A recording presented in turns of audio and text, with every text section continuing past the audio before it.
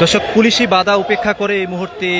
পুরানা পল্টনের ঠিক সামনে চলে এসেছে একটি মিছিল এবং দেখতে পাচ্ছেন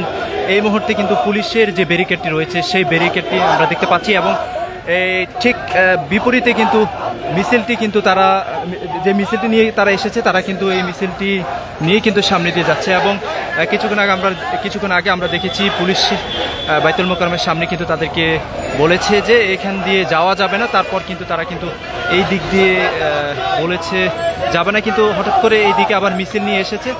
তবে এখানে কোনো ধরনের কোনো কিছু ঘটেনি এবং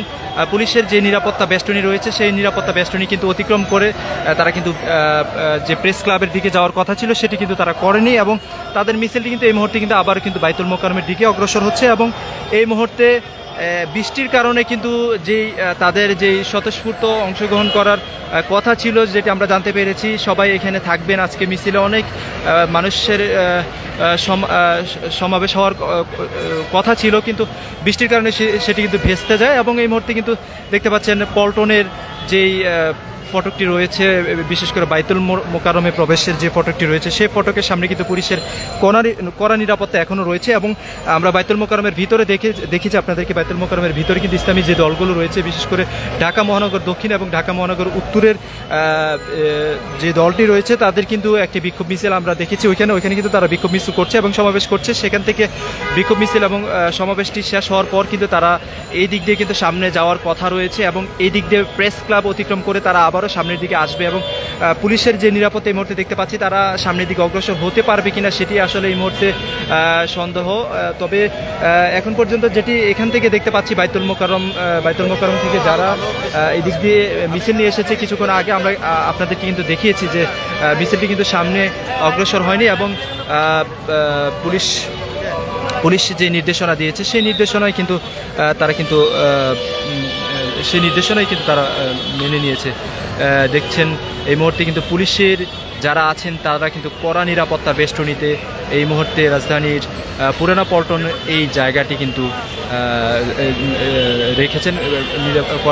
নিরাপত্তা বেষ্টনীতে রেখেছেন। এছাড়া আগে আপনাদেরকে বলেছি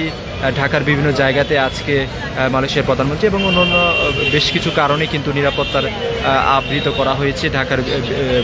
প্রধান জায়গাগুলোতে, যাতে কোনো ধরনের কোনো সমস্যা যেন তৈরি না হয়। সেই জন্যই কিন্তু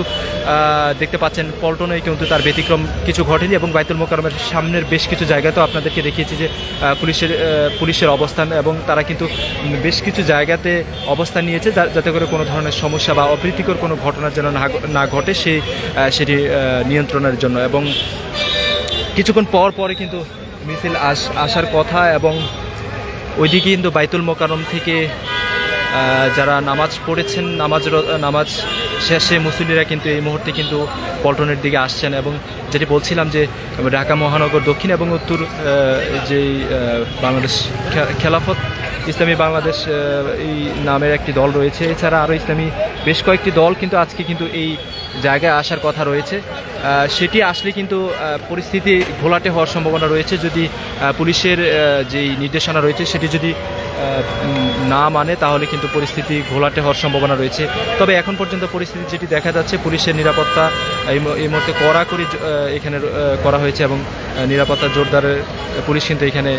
ভূমিকা পালন করছে এবং এই জায়গাতে কিন্তু সতর্ক অবস্থানে রয়েছে দেখতে পাচ্ছেন।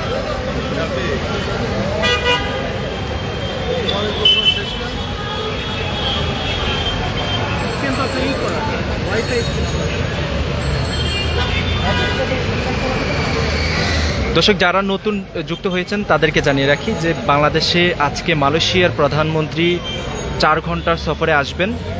সেই জন্য কিন্তু ঢাকার বিভিন্ন সড়কে নিরাপত্তা জোরদার করা হয়েছে, 1 নম্বর বিষয়। 2 নম্বর বিষয় হচ্ছে আজকে অন্যান্য জুম্মার দিনের মতো আজকেও কিন্তু মহানবী সাল্লাল্লাহু আলাইহি সাল্লামকে কটূক্তির প্রতিবাদ কিংবা ইসরায়েল ফিলিস্তিন সহ বেশ কিছু ঘটনা নিয়ে কিন্তু আজকে বাইতুল মোকাররম থেকে প্রতিবাদ এবং বিক্ষোভ মিছিল হওয়ার কথা রয়েছে এবং কিছুক্ষণ আগে আপনারা একটি দেখেছেন হয়েছে। এই সব মিলিয়ে টোটাল ঘটনাগুলোকে কেন্দ্র করে কোনো ধরনের অপ্রীতিকর ঘটনা যেন তৈরি না হয় নতুন করে, এবং যারা বিভিন্ন সময়ে বাংলাদেশকে এই দুর্যোগপূর্ণ মুহূর্তে বিভিন্নভাবে বিভিন্ন সমস্যায় ফেলার চেষ্টা করছে, সেগুলো মোকাবেলা করার জন্য কিন্তু এই নিরাপত্তা বেষ্টনীটি দেওয়া হয়েছে। এবং এই মুহূর্তে দেখতে পাচ্ছেন পুলিশের কড়া নিরাপত্তা এখনও রয়েছে এবং পুলিশ কিন্তু এখনও তাদের জায়গায় এবং দায়িত্বে কিন্তু অটল রয়েছেন এবং কোনো যানবাহন কিন্তু এখন পর্যন্ত ভিতরে তারা ঢুকতে দিচ্ছেন না। কিছুক্ষণ আগেও আপনারা যেটি দেখেছেন, তারা কিন্তু তাদের যেই দায়িত্ব সেটি কিন্তু এই মুহূর্তে গুরুত্বের সাথে কিন্তু পালন করছেন, যাতে কোনো ধরনের কোনো সমস্যা না হয়।